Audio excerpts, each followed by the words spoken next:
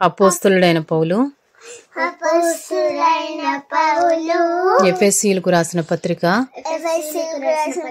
3వ అధ్యాయము 20వ వచనం నుండి 4వ అధ్యాయము 8వ వచనము వరకు మనలో కార్యసాధకమైన తన శక్తి చొప్పున మనము అడుగు వాటన్నిటికంటేను ఊహించు వాటన్నిటికంటేను అత్యధికముగా చేయ శక్తిగల దేవునికి క్రీస్తు యేసు మూలముగా సంఘములో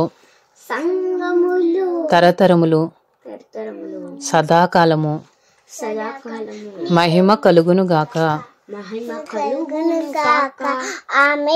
ఆమేన్. ఎఫెసీయులకు రాసిన పత్రిక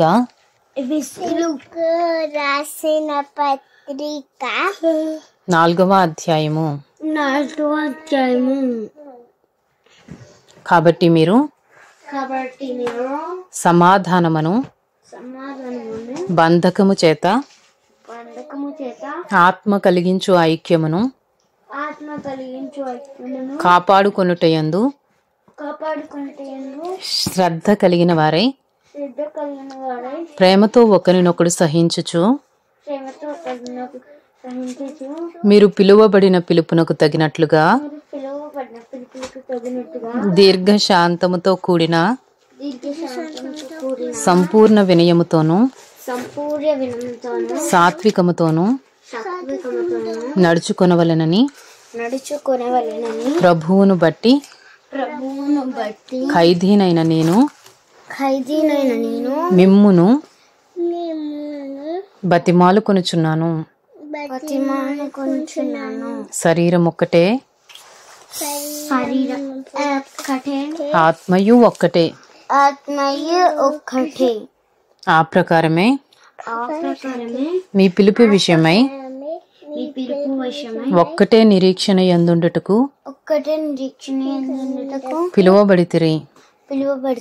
ప్రభువు ఒక్కడే, విశ్వాసం ఒక్కటే, బాప్తిస్మం ఒక్కటే, అందరికీ తండ్రి అయిన దేవుడు ఒక్కడే. ఆయన అందరికీ పైగా ఉన్నవాడై అందరిలోనూ వ్యాపించి అందరిలో ఉన్నాడు. అయితే మనలో ప్రతి వానికిని క్రీస్తు అనుగ్రహించు వరము యొక్క పరిమాణము చొప్పున కృప ఇయ్యబడెను.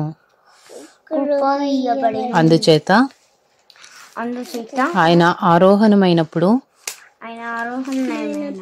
చెరను చెరగా పట్టుకుని పోయి